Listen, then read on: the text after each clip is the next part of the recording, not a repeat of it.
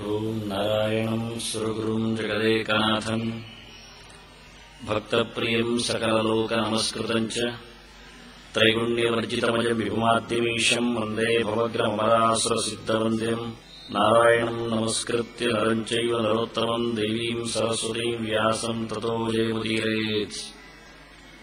ಧರ್ಮಕ್ಷೇತ್ರೇ ಕುರುಕ್ಷೇತ್ರೇ ಸಮವೇತಾಯುತ್ಸವಃ ಮಾಮಕಾಃ ಪಾಂಡವಾಶ್ಚೈವ ಕಿಮಕುರ್ವತ ಸಂಜಯ. ಶ್ರೀ ಗುರುಭ್ಯೋ ನಮಃ. ದುರ್ಯೋಧನ ಆಚಾರ್ಯರ ಬಳಿಗೆ ಬಂದು ಅತ್ರ ಶೂರಾಹ ಅಂತ ಬೆರಳು ಮಾಡಿ ತೋರಿಸಿ ಇಲ್ಲಿದ್ದಾರೆ ಸಿಂಹವೀರರು ಅಂತ ಲೆಕ್ಕ ಹಾಕ್ತಾ ಬಂದ. ಒಬ್ಬೊಬ್ಬರನ್ನೇ ತೋರಿಸಿಕೊಟ್ಟ, ಇಲ್ಲಿ ಇಲ್ಲಿ ಇಲ್ಲಿ ಅಂತ ಹೇಳಿ. ಮತ್ತಿನ ಲೆಕ್ಕಾಚಾರದಲ್ಲಿ 3 ಜನರನ್ನು ತೋರಿಸಿದ. ಸಾತ್ಯಕಿಯನ್ನು, ಯುವ ಹೋರಾಳವನ್ನು, ಅದರೊಟ್ಟಿಗೆ ಒಟ್ಟಿಗೆ 2 ಮುದುಕರನ್ನು, ವಿರಾಟ ಮತ್ತೆ ದ್ರುಪದರನ್ನು ತೋರಿಸಿದವನೇ ಮುಂದಕ್ಕೆ ದೃಷ್ಟಕೇತುಶ್ಚೇಕಿತಾನಃ ಕಾಶಿರಾಜಶ್ಚ ವೀರ್ಯವಾನ್ ಪುರುಜಿತ್ ಕುಂತಿ ಭೋಜಶ್ಚ ಶೈಬ್ಯಶ್ಚ ನರಪುಂಗವಃ. ಮೊದಲ 3 ಮಂದಿಯನ್ನು ತೋರಿಸಿದವ ಮುಂದಿನ ನುಡಿಯಲ್ಲಿ ಮತ್ತೆ 3 ಮಂದಿಯನ್ನು ಹೇಳ್ತಾ ಇದ್ದಾನೆ. ದೃಷ್ಟಕೇತು ಇಲ್ಲಿ ಚೇಕಿತಾನನು ಮತ್ತೆ ಕಾಶಿರಾಜನು, ಪುರುಜಿತ್ ಕುಂತಿಭೋಜನು ಇದ್ದಾನೆ, ಮತ್ತು ಇಲ್ಲಿ ಶೈಬ್ಯ. ಆಯ್ತು, ಅವರು ಹೇಳಿದ್ರು ಇಷ್ಟೇ. ಅದು ಯಾರು ಅಂತ ನಮಗೆ ಗೊತ್ತಿಲ್ಲ ಅಷ್ಟೇ. ಇವನು ದೃಷ್ಟಕೇತು ಅಂದ ಬೆರಳು ತೋರಿಸಿ. ಏನು ಅವನು ದೃಷ್ಟಕೇತು? ಇಲ್ಲಿ ಪಾಂಡವರ ಪಾಳ್ಯದಲ್ಲಿ ಬಂದಿದ್ದಾನೆ. ಏನಾಯ್ತು ನಿನ್ನ ಎದೆ ನಡುಗಕ್ಕೆ ಕಾರಣ ಏನು ಕೇಳಿದ್ರೆ ಹೇಳಿದ, ಇವ ದೃಷ್ಟಕೇತು ಶಿಶುಪಾಲನ ಮಗ. ಇವತ್ತು ಶಿಶುಪಾಲ ಇದ್ರೆ ನನ್ನ ಪಕ್ಷಕ್ಕೆ ಬರ್ತಿದ್ದ. ಶಿಶುಪಾಲ ರಾಜಸೂಯದ ಸಂದರ್ಭದಲ್ಲಿ ಕಾಕುಸ್ವರ ಎತ್ತಿದವ. ಕೃಷ್ಣನಿಗೆ ಅಗ್ರಪೂಜೆ ಅಂದಾಗ ಸಲ್ಲದು ಅಂದ. ಹವೇನು ರಾಜ ಗೊಲ್ಲ. ಕ್ಷತ್ರಿಯರ ಬೀರದ ರಾಜಸೂಯ ಯಾಗಕ್ಕೆ ಪೂಜಾರ್ಹನಾಗಿ ನಿಲ್ಲಬೇಕಾದವ ಒಬ್ಬ ಕ್ಷತ್ರಿಯ ವೀರ. ಹೊರತುಪಡಿಸಿ ಒಬ್ಬ ಗೊಲ್ಲನನ್ನು ಪೂಜೆ ಮಾಡ್ತೀರಲ್ಲ. ಹಾಗೂ ಇದ್ದರೆ ಪರಶುರಾಮ ಇದ್ದ, ವೇದವ್ಯಾಸರೇ ಇದ್ರು. ಇವನು ಯಾಕೆ ಅಂತ ಆಕ್ಷೇಪ ಮಾಡಿದವ. ನಿಲ್ಲಿಸಿ ಯಜ್ಞವನ್ನು ಅಂತ ಕೂಗಿದವ. ಹಾಗಾಗಿ ಕೃಷ್ಣ ಸುಮ್ಮನೆ ಉತ್ತರ ಕೊಟ್ಟಿದ್ದ. ನಾನು 2 ತೊಂದರೆಗಳಿಗೆ ಬಿಟ್ಟುಕೊಡೋದಿಲ್ಲ ಅಂದ. ಒಂದು, ಯಜ್ಞ ವಿಘ್ನಕರಂ ಹನ್ಯ. ಯಾರು ದೇವರ ಪೂಜೆಗೆ ಅಡ್ಡಿ ಬರ್ತಾನೆ ಅವನನ್ನು ಇರಗೊಡುವುದಿಲ್ಲ ಅಂದ. ಪಾಂಡವಾನ ಅಂಚೆ ದೋಹದ ಮತ್ತೊಬ್ಬರನ್ನು ಸಹ ನಾನು ಇಲ್ಲಿ ಸಹಿಸುವುದಿಲ್ಲ. ಯಾರು ಪಾಂಡವರಿಗೆ ವಿರೋಧ ಮಾಡ್ತಾರೆ, ವೈರಿಗಳಿದ್ದಾರೆ, ಅವರನ್ನು ಮುಗಿಸ್ತೇನೆ. ಹೀಗೆ ನನಗೆ 2 ಆಗದ ಸಂಗತಿ ಅಂದ ದೇವರು. ಒಂದು ನನ್ನ ಪೂಜೆಗೆ ಅಡ್ಡಿ ಮಾಡುವವ, ಇನ್ನೊಂದು ಪ್ರಾಣತತ್ವಕ್ಕೆ ವಿರೋಧಿಸುವವ. ಅದ್ಭುತವಾದವನ ಮಾತುಗಳು, ಧೋರಣೆಗಳು. ಈ 2 ನಾನು ಸಹಿಸುವುದಿಲ್ಲ ಅಂದ. ಒಬ್ಬ ದೇವೋತ್ತಮನ ಪೂಜೆಗೆ, ಅವನ ಹಿರಿಮೆಗೆ ತೊಂದರೆ ಆಗುವುದು, ಮತ್ತೊಂದು ಜೀವೋತ್ತಮ ತತ್ವಕ್ಕೆ ಧಕ್ಕೆ ಬರುವುದು. ಇದೆರಡು ಆಗುವುದು ಅಂದ. ಇದೆರಡೂ ನಡೆದೊಯ್ತಾರೆ ಶಿಶುಪಾಲನಿಂದ. ಪಾಂಡವರಿಗೆ ಅನ್ಯಾಯ ಮಾಡಿದ, ಕೃಷ್ಣ ಪೂಜೆಗೆ ತೊಂದರೆ ಪಡಿಸಿದ, ಭಕ್ತರ ಮೇಲಿನ ಅನುಕಂಪದಿಂದ ಭಗವಂತ 2 ಉಳಿಸ್ಲಿಕ್ಕೋಸ್ಕರ ಭಗವಂತನ ಪೂಜೆಯೂ ನಡೆಯಬೇಕು, ಪಾಂಡವರ ಯಜ್ಞವೂ ಆಗಬೇಕು, ಪ್ರಾಣತತ್ವವೂ ಮೆರೆಯಬೇಕು, ಭಗವಂತನು ಮೆರೆಯಬೇಕು. ಹಾಗಾಗಿ ಶಿಶುಪಾಲನನ್ನು ಹೊರಡಿಸಿದ. ಶಿಶುಪಾಲ ಸತ್ತ. ಮಗ ದೃಷ್ಟಕೇತು ಪಾಂಡವರ ಪಕ್ಷಕ್ಕೆ ಬಂದ. ಅಪಮಾಡುವ ಅನ್ಯಾಯವನ್ನು ಕಂಡವ ಸುಮ್ಮನೆ ಪಾಂಡವರನ್ನು, ಯಾದವರನ್ನು, ಕೃಷ್ಣನನ್ನು ದ್ವೇಷಿಸುವ ಅಂತ ಗೊತ್ತಿತ್ತು ಅವನಿಗೆ. ಹಾಗಾಗಿ ಕೃಷ್ಣನ ಪಕ್ಷಕ್ಕೆ ಸೇರಿಕೊಂಡವ ಇವತ್ತು ಪಾಂಡವರ ಪಾಳೆಯಕ್ಕೆ ಬಂದಿದ್ದಾನೆ, ಕೌರವರ ವಿರುದ್ಧ ಹೋರಾಡಲಿಕ್ಕೆ ಎದುರು ನಿಂತಿದ್ದಾನೆ. ಅದನ್ನು ಅತ್ರಶೂರ ಅಂತ ತೋರಿಸಿದ್ರು. ನೋಡಿ, ಇಲ್ಲಿ ಒಬ್ಬ ವೀರ ಕೂತಿದ್ದಾನೆ, ದೃಷ್ಟಕೇತು ಇದ್ದಾನೆ. ಏನು ಪೌರುಷ ಅವನದ್ದು, ಬಲಶಾಲಿಯಾಗಿ ನಿಂತು ಬಿಟ್ಟಿದ್ದಾನೆ ದೃಷ್ಟಕೇತು. ಶಿಶುಪಾಲ ತನ್ನ ಮಗಳನ್ನು ದೇವಕಿಯನ್ನು ಧರ್ಮರಾಜನಿಗೆ ಮದುವೆ ಮಾಡಿಕೊಟ್ಟಿದ್ದಾನೆ.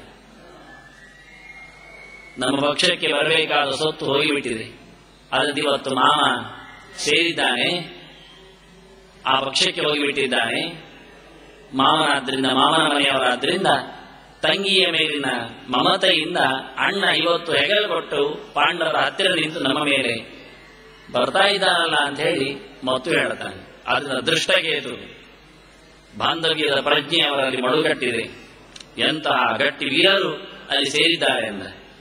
ಮತ್ತೊಬ್ಬರನ್ನು ಹೇಳ್ತಾನೆ, ಚೇಕಿತಾನಹ ಅಂತ. ಅವನು ಯಾದವ, ಯದುವಂಶದ ವೀರ. ಹಿಂದೆ ಒಬ್ಬ ಯೂಧಾನ ಬಂದಿದ್ದ, ಸಾತ್ಯಕಿ ಬಂದಿದ್ದ. ಸಾತ್ಯಕಿಯು ಇವನು ಸಮವಯಸ್ಕರು, ಎರಡು ಯಾದವರ ಗಟ್ಟಿ ಕಂಬಗಳು. ಅದರಿಂದ ಒಬ್ಬ ಮಾತ್ರ ಅಲ್ಲ, ಒಂದು ಕಡೆಯಲ್ಲಿ ಯಾದವ ಬಂದಿದ್ದಾನೆ, ಒಂದು ತುಕುಡಿ. ಕೃತವರ್ಮ ಬಂದಿದ್ದಾನೆ ಕೌರವರ ಪಕ್ಷಕ್ಕೆ. ಆದ್ರೂ ಇವನಿಗೆ ಬಂದದ್ದು ಲೆಕ್ಕ ಇಲ್ಲ, ಹೋದದ್ದು ಲೆಕ್ಕ, ಅಲ್ಲಿರುವುದು ಲೆಕ್ಕ. ನಮ್ಮ ಮನೆಯಲ್ಲಿ ಬೇಕಾದಷ್ಟು ಆಸ್ತಿಪಾಸ್ತಿಗಳಿವೆ, ಸಂಪತ್ತಿದೆ, ಆದರೆ ಅವರ ಮನೆಯದಿಲ್ಲಲ್ಲ. ಆದ್ರಿಂದ ಅವರದ್ದು ಇರಬಾರದು ಅಂತ ಹಾಗೆ. ನಮ್ಮ ಮನೆಯದು 10 ಪಾಲಿದ್ರು ಇನ್ನೊಬ್ಬರಲ್ಲಿ 1 ಪಾಲಿದ್ರು ನಾವು ಸಂಕಟ ಪಡ್ತೇವೆ. ಅಸೂಯೆ ಅಂದ್ರೆ ಇಷ್ಟೇ, ಮತ್ತೇನಲ್ಲ. ನನಗಿಲ್ಲಲ್ಲ ಅಂತ ಹೊಟ್ಟೆ ಕಿಚ್ಚು ಅಂತ ಯಾರು ಹೇಳುವುದಿಲ್ಲ. ನನಗಿಲ್ಲ ಎನ್ನುವುದು ಕೊರತೆ ಅಷ್ಟೇ. ಇನ್ನೊಬ್ಬರಿಗೆ ಉಂಟಲ್ಲ ಅಂತ ಹಲಬುದು ಉಂಟಲ್ಲ, ಇದು ಹೊಟ್ಟೆ ಕಿಚ್ಚು ಅಷ್ಟೇ. ಎಷ್ಟೋ ಜನರಿಗೆ ತಮಗೆ ಬೇಕಾದಷ್ಟು ಸುಖ ದೌಲತ್ತು ಇದ್ರೂ ಸಹ ಮತ್ತೊಬ್ಬರಲ್ಲಿ ಏನಿದೆ ಅದನ್ನು ನೋಡಿಕೊಂಡು ಅಳುವುದು. ತಮ್ಮಲ್ಲಿದ್ದದ್ದನ್ನು ತಿನ್ನುವಷ್ಟು ಪುರುಸೊತ್ತಿಲ್ಲ ಅವರಿಗೆ, ಖಾಲಿ ಮಾಡುವಷ್ಟು ಅವಕಾಶ ಇಲ್ಲ. ಅದು ಮತ್ತೊಬ್ಬ ಊಟ ಮಾಡ್ತಾನಲ್ಲ ಚೆನ್ನಕ್ಕೆ, ಅಯ್ಯೋ ಪಾಪವೇ ಅವರಿಗೆ ಶುಗರ್ ಇಲ್ಲಲ್ಲ, ಇವು ಅಳುವುದು. ಇವನು ಮದ್ದು ಮಾಡಿ ಚೆನ್ನ ಮಾಡಬಹುದಿತ್ತಲ್ಲ, ಇಲ್ಲ. ಹಾಗೆ ಇವ ಕೃತವರ್ಮ ಬಂದಿದ್ದಾನೆ, ಯಾದವರ ದಂಡು ಒಂದು ಬಂದಿದೆ ಇವನ ಕೈಯಲ್ಲಿದೆ. ಇದ್ದದ್ದನ್ನು ಲೆಕ್ಕ ಮಾಡುವುದಿಲ್ಲ, ಇದ್ದದ್ದನ್ನು ಇಷ್ಟಪಡುವುದಿಲ್ಲ. ಬಂದು ಸತ್ತಿದ್ದಾರೆ ಸುಮ್ಮನೆ ಹೇಳ್ತಾನೆ ಮುಂದಕ್ಕೆ. ಇಲ್ಲದೆ ಇರತಕ್ಕಂಥ ಚೇಕಿತಾನನ್ನು ತೋರಿಸಿದ. ಹೌದು, ಚೇಕಿತಾನನ್ನು ತೋರಿಸಲಿಕ್ಕೆ ಕಾರಣ ಉಂಟು. ಕೃಷ್ಣನ ಅಣ್ಣ ಬಲರಾಮ. ಬಲರಾಮ ದುರ್ಯೋಧನನಿಗೆ ಗುರು, ದೊಡ್ಡ ಗುರು. ಅವನ ಲೆಕ್ಕಾಚಾರ ನೋಡಿದ್ದೇವೆ ನಾವು, ಎಷ್ಟು ಜನ ಇದ್ರು ಅಂತ. ಗದಾವಿದ್ಯೆಯಲ್ಲಿ ಅತ್ಯಂತ ಪ್ರಸಿದ್ಧರಾದವ ಭೀಮ ಸಿಗುವುದಿಲ್ಲ. ಅನಂತರ ಬಲರಾಮ ಸಿಕ್ಕಿದ್ದಾನೆ.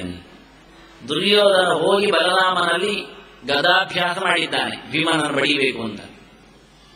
ಗದಾಭ್ಯಾಸ ಮಾಡಿ ಸ್ಯಮಂತಕ ಮಣಿಯ ಪ್ರಕರಣದಲ್ಲಿ ಕೃಷ್ಣನಿಗೂ ಬಲರಾಮನಿಗೂ ಕೋಪ ಆಯಿತು. ಆವತ್ತು ಕೋಪ ಇತ್ತು. ಹಾಗಾಗಿ ಬಲರಾಮ ಕೃಷ್ಣನನ್ನು ಬಿಟ್ಟು ಮಿಥಿಲೆಗೆ ಹೋಗಿಬಿಟ್ಟಿದ್ದ, ನೇಪಾಳದ ಹತ್ತಿರಕ್ಕೆ. ಇದೇ ಒಳ್ಳೆಯ ಸಮಯ ಅಂತ ಹೇಳಿ, ಕೃಷ್ಣ ಇದ್ರೆ ಹೇಳಿಕೊಡ್ಲಿಕ್ಕೆ ಬಿಡುವುದಿಲ್ಲ ಹೇಳಿ ದುರ್ಯೋಧನ ಆಗ ಹೋಗಿ ಕರೀತದ್ದು ಬಲರಾಮನ ಹತ್ರ, ನನಗೆ ಹೇಳಿಕೊಡಬೇಕು ಅಂತ. ಬಲರಾಮನೇ ಭೀಮಸೇನನಿಗೂ ಗದೆಯನ್ನು ಹೇಳಿಕೊಟ್ಟಿದ್ದ, ಅಭ್ಯಾಸ ಮಾಡಿಸಿದ್ದ. ಹಸ್ತಿನಪುರದಿಂದ ಪಾಂಡವರು ಬಂದ ತಕ್ಷಣ, ಕಂಸ ಸತ್ತ ತಕ್ಷಣ ಕೃಷ್ಣ ಅರ್ಜುನನನ್ನು, ಭೀಮನನ್ನು, ಸಹದೇವನನ್ನು ತನ್ನ ಬಳಿಗೆ ಕರ್ಕೊಂಡು ಹೋಗ್ತಾನೆ. ಅರ್ಜುನನಿಗೆ ತಾನೇ ಬಿರುವಿದ್ಯೆ ಹೇಳಿಕೊಡ್ತಾನೆ, ಭೀಮನಿಗೆ ಬಲರಾಮನಿಂದ ಗದೆಯನ್ನು ಹೇಳಿಕೊಡ್ತಾನೆ, ಅಭ್ಯಾಸ ಮಾಡಿಸ್ತಾನೆ. ಸಹದೇವನಿಗೆ ಉದ್ಧವನಿಂದ ನೀತಿ ಶಿಕ್ಷಣ ಆಗ್ತದೆ, ಮತ್ತೆ ದ್ರೋಣರಿಂದ ಪಾಠ ಆದದ್ದು ಮಕ್ಕಳಿಗೆ. ಹಾಗಾಗಿ ದುರ್ಯೋಧನ ಹತ್ತಿರ ಯೋಚನೆ ಇತ್ತು, ಭೀಮನನ್ನು ಮಣಿಸಬೇಕಾದ್ರೆ ಅವನ ಗುರು ಬಲರಾಮ ಹೇಳಿಕೊಟ್ಟದ್ದು ಕಲಿಬೇಕು ಅಂತ. ಅದಕ್ಕೆ ತಾನು ಸೇರಿಕೊಂಡ. ಕಲಿತಿದ್ದಾನೆ, ಗುರುಗಳಿಗೆ ರಕ್ಷಣೆ ಕೊಡಬೇಕು ಶಿಷ್ಯ. ಈ ಶಿಷ್ಯ ಕದೀಮ. ಇವ ಬಲರಾಮನ ಹತ್ರವೇ ಕೇಳ್ತಾನೆ, ನನಗೆ ಒಂದು ಮಾತು ಕೊಡಬೇಕು ಅಂತ, ಭಾಷೆ ಹಾಕಬೇಕು ಅಂತ, ಕೈ ಹಾಕು ಅಂತ. ಅವ ಹಲ ಹಿಡಿದ ಕೈಯನ್ನು, ಹಲಾಂಕ ಕೈಯನ್ನು ಕೊಟ್ಟಿದ್ದಾನೆ ದುರ್ಯೋಧನನಿಗೆ. ಏನು ಹೇಳು, ನಿನ್ ತಂಗಿ ಸುಭದ್ರೆ ನಂಗೆ ಕೊಡ್ತೇನೆ ಹೇಳಿಬಿಡು ಅಂದ. ನಾನು ಶಿಷ್ಯ ಅಲ್ವಾ, ಅದಕ್ಕೆ ಶಿಷ್ಯ ದಕ್ಷಿಣೆ ಅಂದ. ನಿನಗೇ ಕೊಡುದಯ್ಯ, ಕುರುವೀರನಿಗೆ ಕೊಡದು ಇನ್ಯಾರಿಗೆ ನನ್ನ ತಂಗಿಯನ್ನು ಕೊಡುದು ಅಂತ. ಆಯ್ತು ಅಂತ ಹೇಳಿಬಿಟ್ಟ. ಈ ಸುದ್ದಿ ಗೊತ್ತಿತ್ತು ಸುಭದ್ರೆಗೂ, ಕೃಷ್ಣನಿಗೂ ಗೊತ್ತಿತ್ತು. ಆದ್ರೆ ಅಣ್ಣ ಅದರಿಂದ ಏನ್ ಮಾಡುದು, ಸುಮ್ಮನೆ ಇದ್ರು. ಹಾಗಾಗಿ ಅರ್ಜುನನ ತೀರ್ಥಯಾತ್ರೆ ಬಹಳ ದೊಡ್ಡದಾಗಿ ಆಗಿ ಕೊನೆಗೆ ಸುಭದ್ರೆ ಅರ್ಜುನೊಟ್ಟಿಗೆ ಹೋಗೇ ಬಿಟ್ಲು. ಏನು ಮಾಡುವಾಗಿಲ್ಲ. ಇದನ್ನು ಯೋಚನೆ ಮಾಡಿಕೊಂಡ ದುರ್ಯೋಧನ, ಅಯ್ಯೋ ಕೈ ಕೊಟ್ಟ ಕೈಯೇ ಕೊಟ್ಟಿತ್ತಲ್ಲ, ಮತ್ತೆ ಯೋಚನೆ ಮಾಡಿದವ. ಆದ್ರೂ ಇನ್ನಾದ್ರೂ ಬೇಡ ಹೇಳಿ ಈಗ ಯುದ್ಧದ ಸಂದರ್ಭದಲ್ಲಿ ಬಲರಾಮನ ಹತ್ತಿರ ಬಂದ. ಗುರುಗಳೇ ಅಂದ, ಈಗೇನು ದಕ್ಷಿಣೆ ಕೇಳೋದಿಲ್ಲ, ಯುದ್ಧ ಆಗ್ತಾ ಇದೆ, ಆದ್ರಿಂದ ನನ್ನ ಪಕ್ಷಕ್ಕೆ ಹೋರಾಡಲಿಕ್ಕೆ ಬರಬೇಕು ಅಂತ. ಭೀಮನ ವಿರುದ್ಧ ನಿಲ್ಲುವುದಾದ್ರೆ ಬಲರಾಮ ಈಗ ಮದ್ರ ಬಂದಿದ್ದಾನೆ, ಶಲ್ಯ ಸಿಕ್ಕಿದ್ದಾನೆ, ಕೀಚಕ ಸತ್ತಿದ್ದಾನೆ, ಅದರಿಂದ ಒಂದು ಇದೆ ಭೀಮನಿಗೆ ವಿರುದ್ಧಕ್ಕೆ, ಇನ್ನೊಂದು ಸಿಕ್ಕಿದ್ರೆ ಒಳ್ಳೆಯದು ಅಂತ. ಅಷ್ಟೇ ಅಲ್ಲ, ಬಲರಾಮ ಈ ಪಕ್ಷಕ್ಕೆ ಬಂದ್ರೆ ಕೃಷ್ಣ ಏನು ಮಾಡಿದ್ರು ಪಾಂಡವರ ಪಕ್ಷದಲ್ಲಿ ನಿಲ್ಲುವುದಿಲ್ಲ, ಅಣ್ಣನ ವಿರುದ್ಧ ಹೋರಾಡುವುದಿಲ್ಲ. ಆದ್ದರಿಂದ ಕೃಷ್ಣನನ್ನು ತಪ್ಪಿಸಲಿಕ್ಕೆ ಇದೊಂದು ಉಪಾಯವನಿಗೆ, ಬಲರಾಮ ಬರಬೇಕು ಅಂದ. ಬಲರಾಮ ಯೋಚನೆ ಮಾಡಿದ, ತಂಗಿಯಂತೂ ಕೊಟ್ಟಿಲ್ಲ, ಆದ್ರಿಂದ ತಾನಾದ್ರೂ ಬರಬಹುದು ಅಂತ ಆಸೆಯಲ್ಲಿ ಬಂದಿದ್ದಾನೆ ದುರ್ಯೋಧನ. ದುರ್ಯೋಧನನ ಮಗಳು ಲಕ್ಷಣೆ, ಅವಳು ಕೃಷ್ಣನ ಮಗ ಸಾಮಾನ್ಯಗೆ ಹೆಂಡತಿ. ಆದ್ರಿಂದ ಈ ನೆಲೆಯಲ್ಲಿ ಆದ್ರೂ ದುರ್ಯೋಧನ ಲೆಕ್ಕ ಹಾಕಿದ, ನಾನು ಪಕ್ಷಕ್ಕೆ ಬಲರಾಮ ಬರಲಿಂದ, ನಾವು ಬಂಧುಗಳು ಬೇರೆ, ನಾನು ಗುರು ಬೇರೆ ಅಂತ. ಬಲರಾಮ ಹೇಳಿದ, ನಾನು ಎಲ್ಲಿಯೂ ಬರುವುದಿಲ್ಲ, ನಾನು ತೀರ್ಥಯಾತ್ರೆಗೆ ಹೋಗ್ತೇನೆ ಅಂತ ಹೊರಟು ಬಿಟ್ಟ.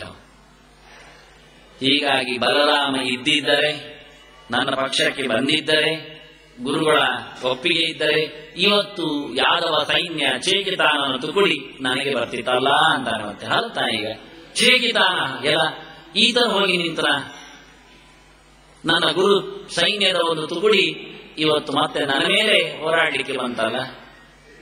ಇವರೆಲ್ಲರೂ ಪಾಂಡವರ ಮೇಲಿನ ಬಾಂಧವ್ಯವನ್ನು ಯೋಚನೆ ಮಾಡಿದ್ರು, ಸುಭದ್ರೆ ತಂಗಿ ಅಂತೇಳಿ ಅಲ್ಲಿ ಹೋದ್ರಷ್ಟೇ ಹೊರತು ನನ್ನ ಮಗಳ ಗತಿ ಏನು, ನನ್ನ ಮಗಳು ಅಂತ ಹೇಳಿಕೊಂಡು ಈಚೆ ಬರಲಿಲ್ಲ ಯಾರು ಸಹ. ಎಲ್ಲರೂ ಬಾಂಧವ ಪ್ರಜ್ಞೆಯಿಂದ ಪಾಂಡವರ ಹತ್ತಿರ ಹೋಗ್ತಾರಲ್ಲ, ನನಗೂ ಬಾಂಧವರು ಕೈ ಕೊಡ್ತಾರಲ್ಲ ಅಂತ ಮತ್ತು ಚೇಕಿತಾನ ಅಂತ